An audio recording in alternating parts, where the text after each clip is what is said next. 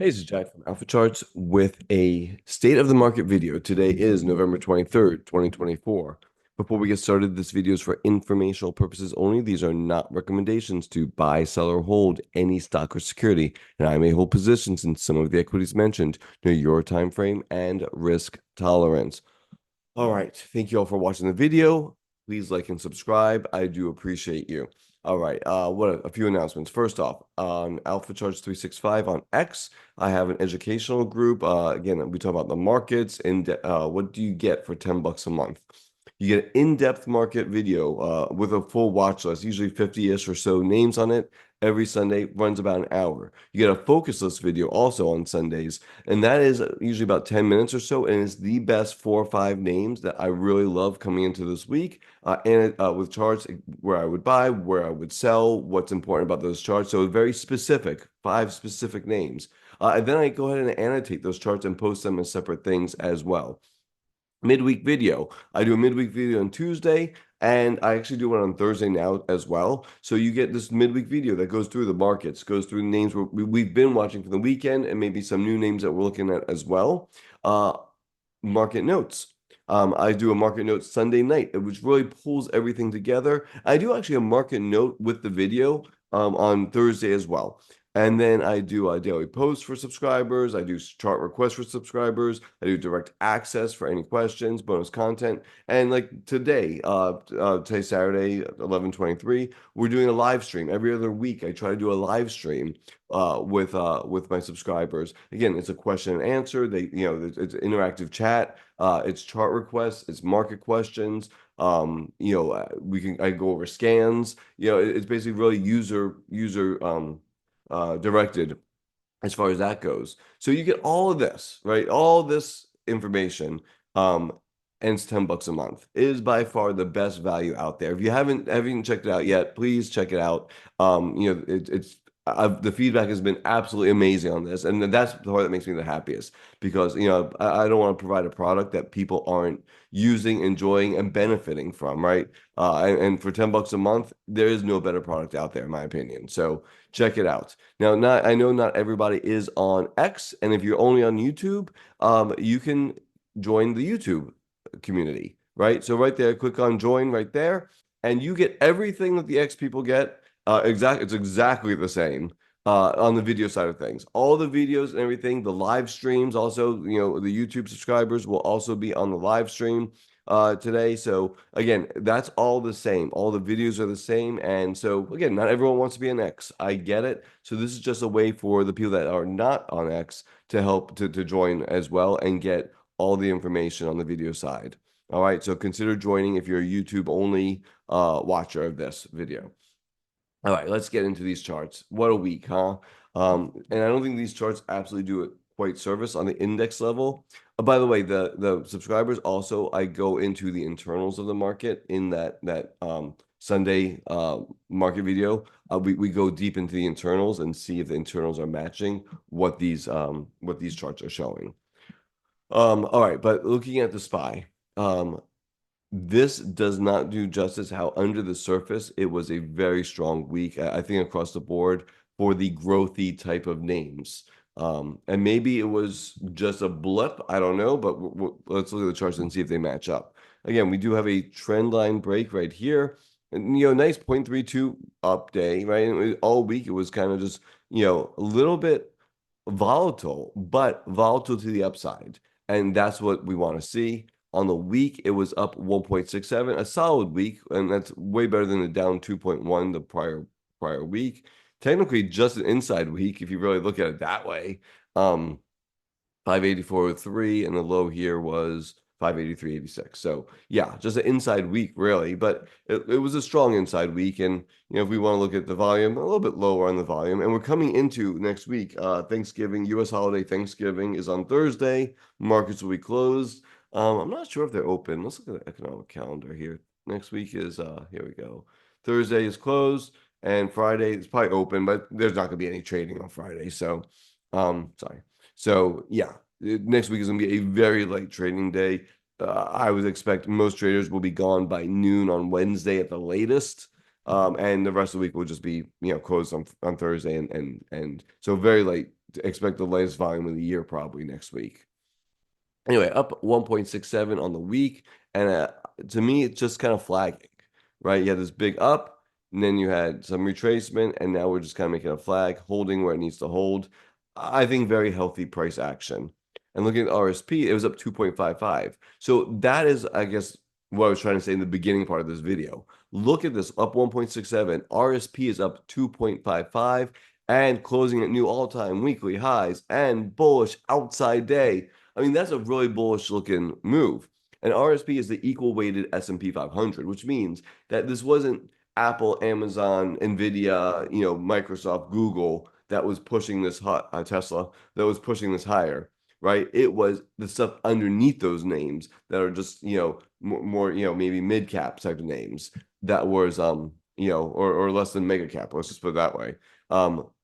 That was pushing this higher. So that is breadth expansion, right? That's what they're saying. That underneath the surface, breadth expansion. So right, the mega caps kind of held this one back a little bit, where RSP doesn't have those constraints. Looking at the Qs this is on the weekly, they're up 1.88. So again, a beautiful week on the Qs. And when we kind of zoom into the daily chart, hasn't quite taken out the VWAP from this big day up here, but still looks very similar to the S&P 500, right? It looks almost exactly the same. S&P did get above that VWAP though. It just means that maybe tech names are going to be a little bit of a laggard. Not that they're not going to go higher. They just may not go higher as quickly as the other names out there. That's what that tells me. So but still very positive price action. And my guess would be this 505.80, which is only what 3 cents higher, is going to be taken out on the upside. And this looks very, very encouraging. Again, lower volume here, so we're still in that choppy range, but nothing terrible. And going to the weekly chart again, it was 1.88, I believe. Yeah, 1.88. Again, a little inside. Would love to see this inside and up, obviously. Now, looking at the equal weighted, it was up 3.77, 3.71, almost double, but basically double what the Qs were. So again, that's the lack of performance from the mega caps. And look, closed right at all-time highs. I mean, that is bullish price action right there. And I think that many of you, I know my subscribers that were in our names, did very, very well last week because we weren't buying Tesla. Well, not Tesla, but we did buy Tesla, actually. We weren't buying Google, Amazon, and those names. We were buying stuff under the surface, right? We were buying names that, maybe aren't as popular with mainstream people because they were doing really, really, really, really well. And again, you see this in the equal weighted Qs. I mean, it came down to the 50, bounced like a champ all week long, and continued higher, and looks just fantastic, right? This is bullish price action, and I love that. Mid caps closed at all-time highs, up 4%, over 4% on the week. Bullish outside day right there. Looking at the weekly chart, which weekly charts are phenomenal. I love, sharing and looking at weekly charts. I mean, that's a beautiful base. There's your handle, whether you want to call this a cup and handle or base on base, or, a cup with a flat base or whatever. It exploded higher, and, we did get that pullback, and then we just said, nope, that was just a false flag. And we're moving higher. And again, just very, very bullish looking charts, closing all-time highs. There's nothing more bullish that I can say than that. So that looks great. And IWM, again, took out the VWAP. I love to see that. Again, very strong move off of basically the 23-day. Very, very strong move higher all week long. And that was 4.49 on the week. Again, very nice. Very, very nice. Hasn't taken out the highs quite yet, but I think it will. And again, that is, I believe, all-time highs, right? Not quite all-time highs, I don't think, but really close. What is it? Oh, well, yeah, let's not count these little straight marks right there. Yeah, so basically right at all-time highs. Yeah, I mean, what's more to like than that, right? I mean, closing at all-time weekly highs. That's a beautiful thing. And yeah, so that looks really, really good. So, hey, what do we have from them so far? We have the SPY doing really well. We have RSP outperforming the SPY. Again, breadth increasing. We have the Qs underperforming everything. Stay away from technology, right? Equal weight Qs doing well. All right, but mid cap technology may be okay, right? And then we have the mid caps all-time highs. Okay, that confirms what we're seeing, right, in the RSP and the QQQE. And then we have IWM also confirming with just really, really strong weeks. Again, people are going into, again, I think further out on the risk curve. Whether you want to say it's because of the Trump presidency, it's just the time of year, seasonality, whatever the reasoning is, doesn't really matter at this point, as we're seeing just that increase in risk appetite, at least in the short run. And really for the last few weeks or so, right? You can see it since here. Let's look at these other ones. XLF closed at all-time highs after this nice little consolidation. Again, you may or may not trade financials. Again, I would say that they're leading right now. But with that being said, if financial markets are doing good, chances are we're in a good position in the overall market, right? And the economy in general. So the one negative is, well, not the one negative, but the first negative is SMH. Now, we said the Qs weren't performing well. And again, NVIDIA plays a big role in SMH because it is, let's go, this is deep view, by the way. And if you click there, it's about 24% of SMH. And with TSM at 13 and Broadcom at 7.5. By the way, DeepView does have a Black Friday sale right now. I don't know if I mentioned that or not. And there's a link down below this video in the description. If you're interested in DeepView, click that link. I am an affiliate for them, so there is I do get credit for that. So I appreciate that if you do want to click that link. But this is DeepView again, super useful charting and even scanning, and they're doing some more. I know they're going to be doing trade management on this too coming up next year. That's gonna be really exciting. So you get to plug your trade ins. It tells you the risk, tells you your open risk, tells you how you've done on your past trades. So that's gonna be a lot of fun. Anyway, this is again deepview.com. SMH, you see underneath the 50-day, underneath the 23-day, looks more like a bear flag than anything else. Will the rest of the market help keep this buoyed? We don't know. There's your 200-day. I wouldn't be shocked if we at least test the 200-day. I'm not saying we're going to fall apart here, which we could, but we may come down there. Again, this just tells me stay away, right? Let's go. Again, let's look at NVIDIA. Look at NVIDIA. NVIDIA is if anything happens to NVIDIA, right, which is holding up better than SMH, SMH is going to really fall apart, right? So again, it's just for me more of an avoid on a trading level because we do trade these names. But also, what for this video as an indicator, again, we want to see this above, this 250-ish area for that. XSD. Now, again, under the surface. So maybe some of those mega caps like TSM and Broadcom, NVIDIA are holding it back because look at XSD.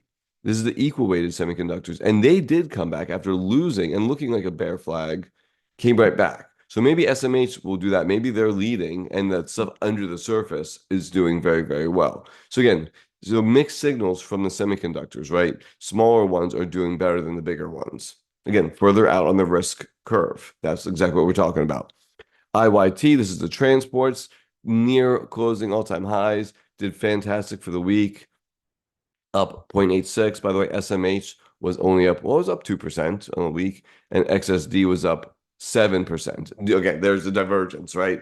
So again, smaller mid-cap type of names doing really, really good. I usually don't go into small caps too often, but the mid-cap field I love to play in. That's mid-caps and above. So that looks good. Anyway, IYT was up 0.86. Equal weighted transports were up 0.9, so that's beautiful, right? Again, just doing good from a break of this trend line. We talked about that, how this was resistance. IYT, we talked about this on the weekly, how this base was really, really important, and it broke out, came back. We'll call that a retest. That's close enough for me, and held up like a champ, right? So that is really, really transports. Super important to the economy, super important to the markets. That means we're moving goods and services. Love that. Housing. Housing was up 2% on the week, 2.23%, and held again, is holding where it has to. So housing is a big driver of the economy, probably the biggest driver of the economy. It's in, it's in everything from building supplies to employment to everything, to people moving into houses. It's every part of the economy. And so it held this general area. It's bounced still under the 50-day. 50 days starting to turn a little bit lower. I want to see housing get back above here. Just even chopping sideways in a flat 50-day would be absolutely fine with me. I just don't want to see it breaking down. So again, not do anything wrong yet, at least. And XHB is our other housing, and that was up 3.66. So again, much ITB is a little bit more home builder focused, right? As you see here, whereas XHB is going to be a little bit more of the builders, but also building suppliers. So again, a slightly different, which is why they're both on here. But again, up 3.66. So you get to the suppliers did a little bit better than actual builders themselves. So again, that's just an interesting note, but nothing that's actionable. It's just, hey, okay, if I'm looking for a name, I'd rather be a building supplier than a builder themselves. All right, so let's just wrap up this video. My thoughts are, yeah, I think we're so bullish. Just do things go straight up? The answer is no. Things are not going to go straight up, I promise you. But it was a good week last week, and I think that the equal weighted index tell the story better than the cap weighted index. Again, cap weighted index, you have NVIDIA at 7%, Apple at 7%, and when you just pop through these charts, let's just pop through them real fast. Hopefully you just stayed with me. But you see, didn't do much. And let's go to the weekly chart, right? NVIDIA was actually even on the week. Apple was up 1.6. Microsoft was even. Amazon up 2%. And that Amazon chart, if this breaks higher, that'd be really nice. Meta was up only 0.5%. Again, so you see the underperformance. Google was down almost 2.75%, right? Tesla was only up 0.88%. So you can see how the cap weighted part of the index really underperformed the index itself, right? The index was up 1.67. So you needed all the other stuff outside of that top, 25, 30% or so of the index, the other 70% to really pick up the slack and outperform even this number, right? So again, that's where we're focused on. If you haven't done so, we're doing a live stream today in about 2 hours for subscribers. Go ahead and try the subscription out, whether it's on X or on YouTube. I think you're going to enjoy it. I know this week, I mean, we've gotten so much great feedback on this that you know what, for $10, I mean, it's totally worth it. People are making multiples, obviously, of that money back just by just each week. We do the pick of the week, we do weekly picks, we have everything. It was something for everybody, really, in this. So I put a lot into it. So appreciate all your support. Y'all have a great day.